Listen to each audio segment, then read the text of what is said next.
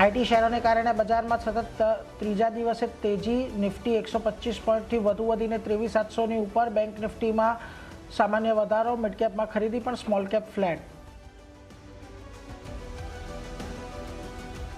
આજે આઈટી શેરોમાં તેજી. Nifty IT index લગભગ 0.5% વધ્યો. 2%થી વધુના વધારા સાથે ઇન્ફોસિસ, ટીસીએસ અને ટેક મહિન્દ્રા ટોપ નિફ્ટી ગેનર્સમાં સામેલ.